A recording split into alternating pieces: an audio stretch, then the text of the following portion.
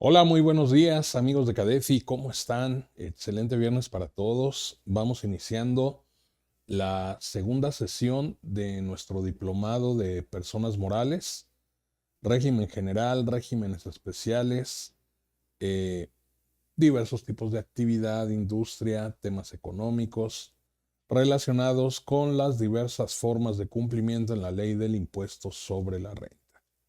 Muchas gracias por acompañarnos. Estamos transmitiendo desde México Capital para la plataforma de Cadefi y de aquí para todo México, para todo el mundo. Muy contentos. Gracias por acompañarnos ya desde temprano en viernes. Es viernes y el cuerpo lo sabe. Vamos a continuar con la segunda sesión. Nos quedamos en el último bloque hablando acerca de ingresos acumulables, revisando también este tema del régimen general. Y acotando todavía parte de lo que implica esta forma de cumplimiento, a continuación vamos a revisar las deducciones autorizadas. Deducciones que vamos a encontrar en el artículo 25 de la Ley del Impuesto sobre la Renta. Básicamente vamos a tener un listado en el 25 de renta donde se nos va a indicar qué tipo de deducciones son las que estamos habilitados para poder aplicar. Aquí tenemos un detalle, incluso a nivel de contraste o a nivel comparativo con lo que son las deducciones del régimen simplificado de confianza, que en algún punto también lo vamos a abordar dentro de este tema del diplomado. Y bueno, básicamente, ¿qué es lo que puede deducir una persona moral del régimen general? De entrada, las devoluciones recibidas, los descuentos y las bonificaciones. Del mismo modo, el tema del inventario se vuelve también parte de este cúmulo de deducciones que se habilitan. Sin embargo, las personas morales del régimen general, la adquisición de los inventarios o la producción de los inventarios la podrán considerar deducción autorizada hasta el momento en que se vuelva un costo de lo vendido. ¿Qué es el costo de lo vendido? El costo de los productos que se están enajenando o el costo de los servicios que se están prestando. En materia contable financiera, para que un costo de venta sea costo de venta, esa mercancía tuvo que haber salido del almacén. Y de esa mercancía que salió del almacén, el costo que tenga asignado a nivel de costo unitario, multiplicado por el número de piezas, kilos, unidades, litros, toneladas, etcétera, eso va a ser mi costo de venta. En materia fiscal, en materia tributaria, vamos a tener el costo de lo vendido. Y para que el costo de lo vendido sea eso, un costo de lo vendido, aquí la condición es que el ingreso por el cual se genera ese costo, pues ya se haya considerado acumulable. A propósito de ya todo lo que revisamos, todo lo tocante o lo que ya analizamos referente al tema de ingresos acumulables. En contraparte, nada más ahí echando un ojito o asomándonos tantito al reciclo, van a ver que las personas morales del régimen simplificado de confianza también pueden deducir su inventario, pero lo pueden deducir desde el momento mismo en que lo adquieren. En este momento me voy de compras con mis proveedores, los que surten el o los productos que yo vendo, y por el simple hecho de adquirirlos, únicamente la condición que tendríamos en este caso sería propiamente efectuar el pago de esas adquisiciones, obviamente cumplir requisitos de ley, porque no solo se trata de deducciones autorizadas, estas deducciones que me habilita la ley debe cumplir a la par con ciertos requisitos y con eso bastará, ¿no? Por decirlo de alguna manera, las personas morales del régimen general deducen el costo de lo vendido y las personas morales del régimen simplificado de confianza van a deducir el costo de lo adquirido. De ahí en fuera tenemos gastos, erogaciones que son similares. No podemos dejar de lado el tema de los llamados o conocidos activos fijos, que la ley habitualmente les llama o les denomina inversiones. Tenemos cuotas patronales pagadas al IMSS, intereses. Aquí la diferencia entre el reciclo es que las personas morales del régimen general deducen los intereses devengados a cargo. Las personas morales del reciclo únicamente los intereses pagados. ¿Sí? Diferencias, contrastes. Por ejemplo, la persona moral del régimen general puede deducir pérdidas por créditos incobrables. Caso contrario a la persona moral del reciclo, ellos no pueden deducir pérdidas por créditos incobrables en el entendido de que ni siquiera habían acumulado el ingreso. Recuerden que la característica en el reciclo es que las personas morales acumulan el ingreso hasta que efectivamente lo perciben. ¿Listo? Otras deducciones, otros conceptos, tenemos el ajuste anual por inflación, cuando el mismo resulta deducible. Anticipos y rendimientos, de este tema hablamos abundantemente la sesión pasada. Sobre todo aquellos que se otorgan a miembros integrantes de sociedades cooperativas, sociedades y asociaciones civiles. Y bueno, en el caso del reciclo, pues no hay esa posibilidad de poder considerar como un concepto deducible los anticipos o los rendimientos entregados a socios, miembros o integrantes. Los requisitos de las deducciones los vamos a encontrar en el artículo 27 de la Ley del Impuesto sobre la Renta. Y del mismo modo vamos a ver que el artículo 27 va a colar, sí, así como usted lo oyó, colar, va a meter de polizón un concepto, porque no está, al menos yo de primera mano, no lo cacho o no lo encuentro como habilitado en el artículo 25. Si ustedes revisan cada una de las fracciones del artículo 25 de la Ley de Impuestos sobre la Renta, van a notar que en ninguna parte me habilita a hacer deducibles los donativos. En estricto sentido y de una manera indirecta, quien habilita la posibilidad de esa deducción es el artículo 27 de la Ley del Impuesto sobre la Renta, justamente cuando nos habla del requisito de la estricta indispensabilidad. Digamos que de facto o de origen, el primer requisito que debe cumplir cualquier deducción es que sea estrictamente indispensable. ¿Estrictamente indispensable para qué? Pues para las actividades que realiza el ente o la persona moral. Salvo, y ahí es donde el 27 incluye esta figura de los donativos. Obviamente haciendo alusión o haciendo referencia a donativos que se efectúen a entidades autorizadas para recibir donativos deducibles. Y luego vamos a tener el artículo 28 de la Ley de Renta, que es como la némesis del artículo 25, que en principio empieza hablándome de no deducibles.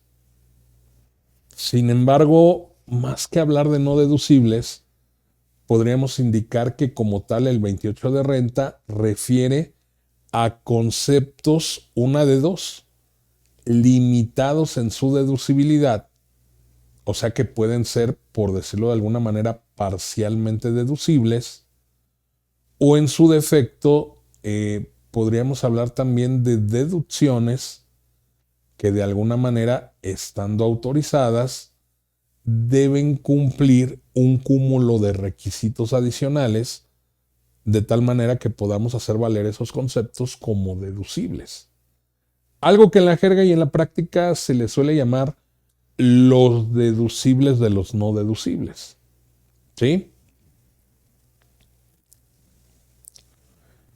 En todos los casos, ya sea que hablemos de conceptos propiamente autorizados o habilitados en el artículo 25 de la Ley de Renta, ya sea este tema de los donativos o inclusive los deducibles del 28, que me habla de no deducibles, en todos los casos, sí o sí, se deben cubrir los requisitos de deducibilidad del artículo 27 de la Ley del Impuesto sobre la Renta.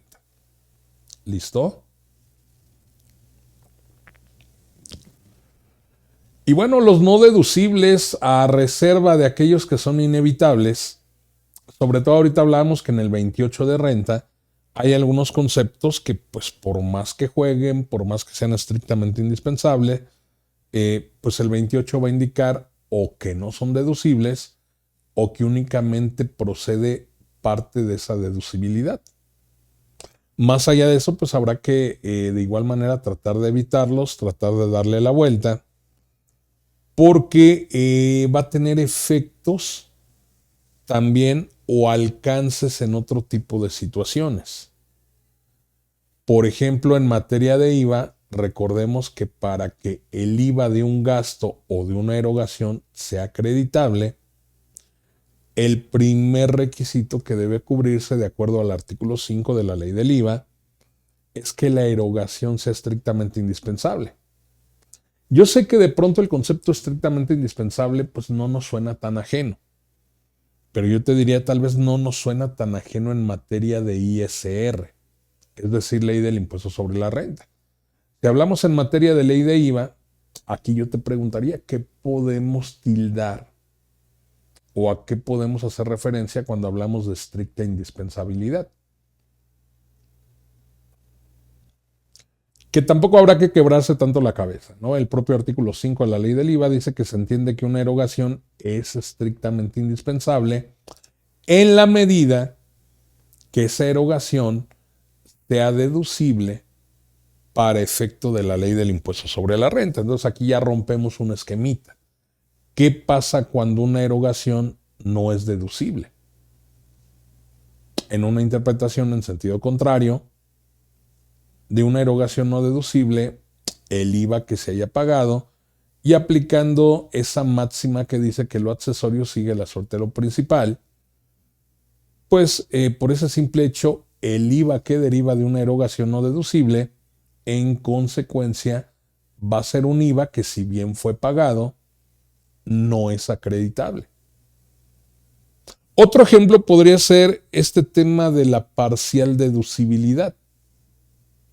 Cuando un concepto es parcialmente deducible, en esa misma proporción, el IVA va a ser parcialmente acreditable.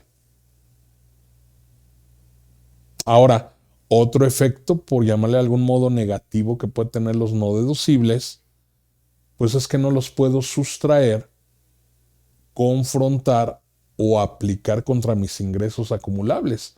Que eso por sí mismo pues ya tiene un efecto negativo a nivel económico, a nivel de costo fiscal, pero que de igual manera podríamos decir que también tenemos ahí un efecto doblemente negativo.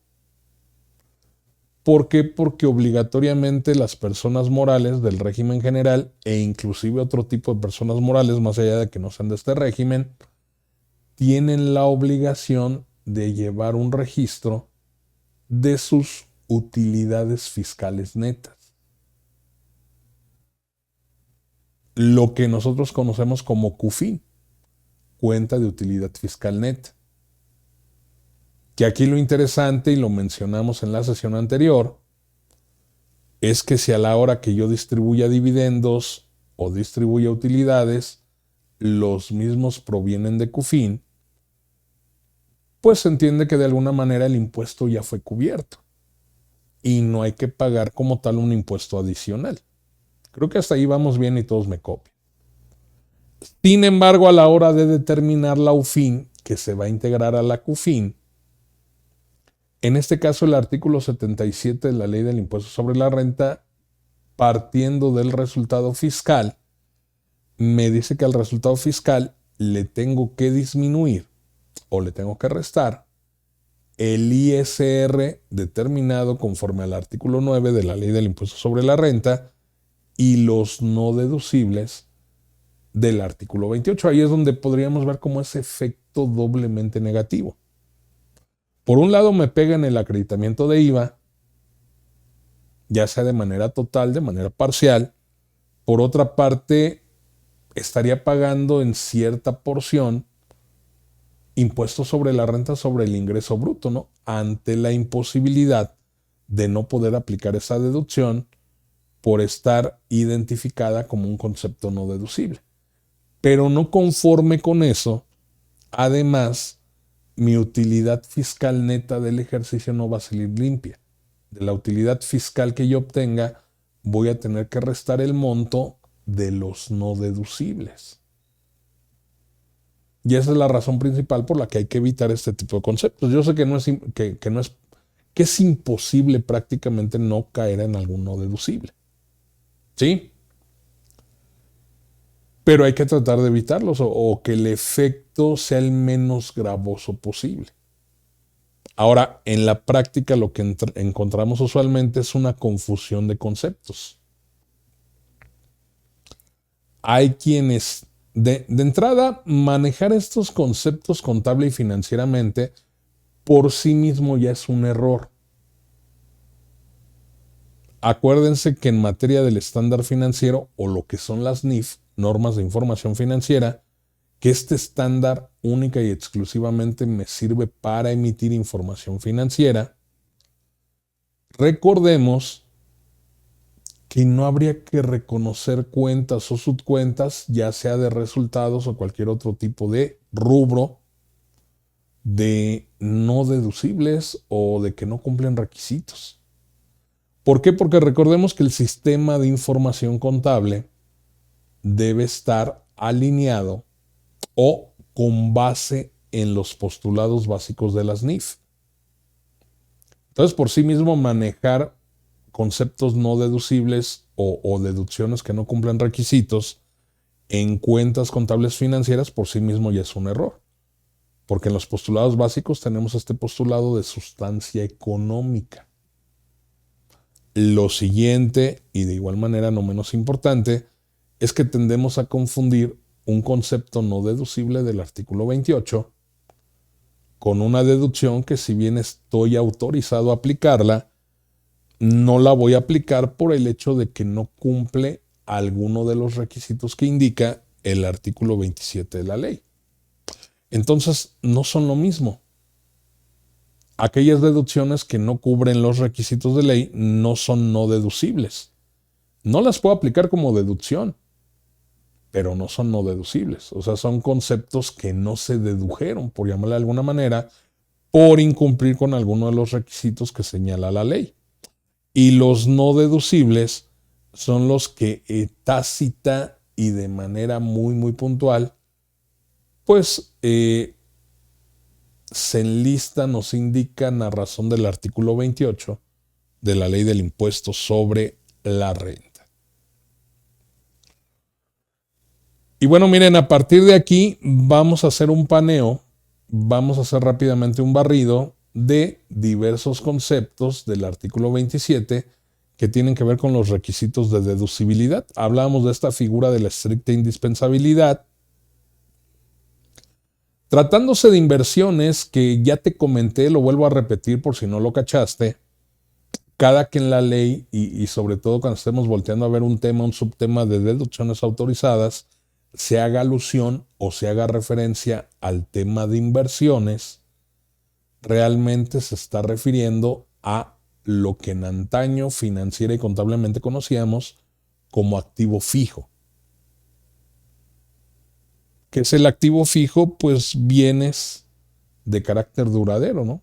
Que me van a ser funcionales, pues en un horizonte de tiempo. O sea, no es un gasto que, pum, ahorita voy a la tienda, compro algo y efímero, ¿no? Una inversión, digamos que en sí mismo es la infraestructura con la que tú cuentas. Aquí justo ahorita que estamos transmitiendo un curso, pues tenemos cámaras de video, tenemos pantallas, iluminación, lámparas de iluminación. Todo eso forma parte de un equipo. ¿Sí? Equipo de iluminación, equipo de audio, equipo de video. También pues vamos a ver que en las empresas, tanto a nivel administrativo como operativo de producción, pues se manejan diversos dispositivos como equipos de cómputo, impresoras, ¿sí? El mobiliario, maquinaria en áreas de producción, el equipo de transporte, etc. Entonces, como podemos ver, todo ese tipo de bienes que me van a dar, por decirlo de alguna manera, servicio a través del tiempo, es lo que vamos a ubicar como activo fijo o como inversiones en la ley del impuesto sobre la renta. Una característica, y está indicado aquí como un requisito de deducibilidad, es que no se deducen al momento. Las inversiones se deducen aplicando los porcientos que indica la ley del impuesto sobre la renta. O sea, de aquí rápidamente podemos concluir que al hablar de activos fijos o de inversiones, estamos haciendo alusión propiamente a una deducción de carácter diferido. O sea, va a trascender muy seguramente más allá de un ejercicio. Sí, si una maquinaria yo la deduzco al 10% anual, invariablemente pues esa deducción la voy a efectuar en un horizonte de 10 años. De igual manera, las deducciones deben estar amparadas con comprobantes fiscales, que eso es decir mucho, ¿no? Aquí podemos anticipar o podemos hacer el comentario de que tenemos diversos conceptos de deducción que no hay forma de que estén amparadas en un comprobante. Por lo menos un comprobante fiscal o lo que nosotros ubicamos como CFDI. Ejemplo de ello lo acabamos de ver en la fracción segunda del 27.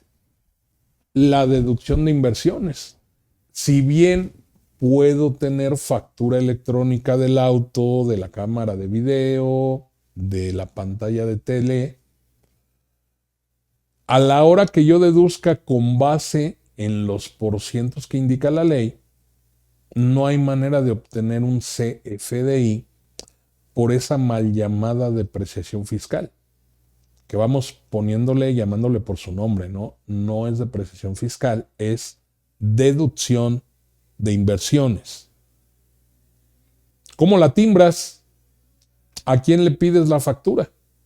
Ese es un ejemplo, ¿no? Otro de los conceptos que ahorita en el artículo 25 veíamos y que yo veo muy, pero muy complicado de poder timbrar, es el costo de lo vendido. Puedo pedir factura por las compras de mercancía. Puedo pedir factura por el material, la materia prima, los insumos de producción. Pero una vez que yo determino el costo de lo vendido, ¿eso cómo carajos lo timbro? Bueno, no vamos lejos, el ajuste anual por inflación deducible. Es lo que le digo a aquellos que tienen esa vana ilusión de que si todo lo hacen conforme al CFDI, y que también lo comentamos la sesión anterior, en automático con eso ya no les van a llegar cartitas, invitación o exhortos por diferencias. Yo te dije desde la clase anterior, desde la sesión pasada, eso no es posible. Hay diferencias típicas, hay diferencias muy naturales que va a haber entre lo facturado y lo declarado, y que a decir de la autoridad, aunque la autoridad las tilde de atípicas, pues son más típicas que nada, ¿no? Insisto, cómo deduces, más bien cómo timbras una deducción de inversiones, un costo de lo vendido, un ajuste anual por inflación deducible. ¿Listo? El pago, la adquisición de combustibles, debe efectuarse con medios distintos al efectivo. Una característica, y ahorita que estábamos hablando del comprobante fiscal, la van a poder ver ahí en esa misma fracción tercera, es que todos los pagos que efectúe el ente o la persona moral y que estos pagos excedan de 2,000 pesos, se deben realizar con medios distintos al efectivo. Sin embargo, tratándose de tema de combustibles, sí o sí deberá efectuarse con medios distintos o alternos al efectivo. Vamos a dejarlo simple. Siempre. No importa el monto, aquí no aplica eso que a partir de los 2,000. Si efectúo pagos con cheque, debo cumplir diversos requisitos, tal y como lo indica esa misma fracción tercera. Y van a notar que como parte del material didáctico les fuimos incluyendo ahí material complementario aquí haciendo un poquito de paréntesis con la estricta indispensabilidad, indicamos algunas de las características que se deben cumplir para entender o saber si realmente alguna erogación o algún concepto de deducción se puede amoldar o puede encuadrar perfecto en el supuesto de estricta indispensabilidad. Ahora, estos conceptos no se sacan de la manga, tienen como base diversos criterios jurisprudenciales y ahí más o menos para efecto de tener una idea, ¿no? O sea, ¿a qué refiere, de qué va o cómo es que puedo saber si mis deducciones autorizadas cumplen con esta figura de la estricta indispensabilidad? Continuando con el listado de requisitos para que las deducciones cumplan con esos requisitos, viene una importantísima. Las deducciones autorizadas deben estar debidamente registradas en contabilidad. O sea, debidamente es como tiene que ser, no como yo crea. Dirían por ahí, no con base en la idea que tenga y los CFDIs. O sea, para que esté algo debidamente registrado en contabilidad, tiene que ser conforme a un estándar financiero. Ahora no lo digo yo, lo dice el 28 de Código Fiscal, el 33 de Reglamento, y bueno, también la Ley de Renta lo dice, ¿no? Desde el artículo 76, el tema de llevar contabilidad conforme a Código y su reglamento. El Código dice conforme al reglamento, pero además conforme a reglas de carácter general.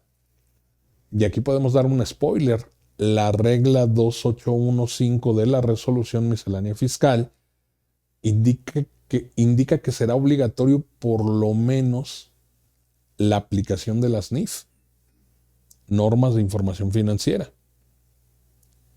¿Listo? Entonces deben estar debidamente registradas en contabilidad. Ahora, me queda claro que hay conceptos que pueden jugar con un perfil doble. Si yo pago salarios, los salarios tienen cabida tanto en el aspecto contable financiero como en el aspecto fiscal.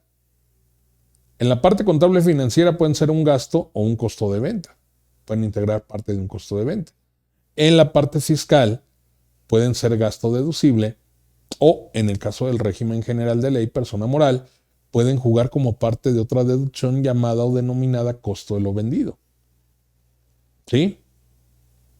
Entonces los salarios, como puedes ver, de facto de origen no hay lío y van a quedar debidamente registrados en contabilidad. Pero ¿qué pasaría, por ejemplo, con un ajuste anual por inflación deducible?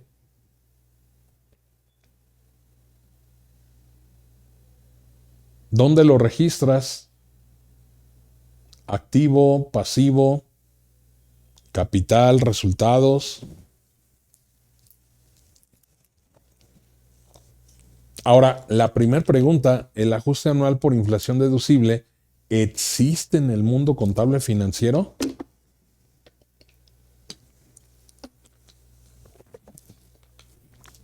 No.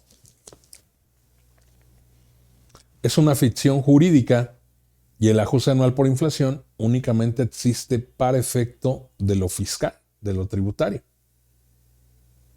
Aquí, como registro debidamente en contabilidad, pues el reglamento de la ley del impuesto sobre la renta dice, pues ya de perdida a nivel de cuentas de orden. Recordando que las cuentas de orden son cuentas de carácter informativo. O sea, no son cuentas de balance, no afectan ni mis activos, ni mi pasivo capital, ni cuentas de resultados. Debe cumplir además también la persona moral con obligaciones en materia de retención y entero de impuestos a cargo de terceros. Y no estamos hablando únicamente de asalariados. Hay diversas hipótesis contenidas tanto en la ley del impuesto sobre la renta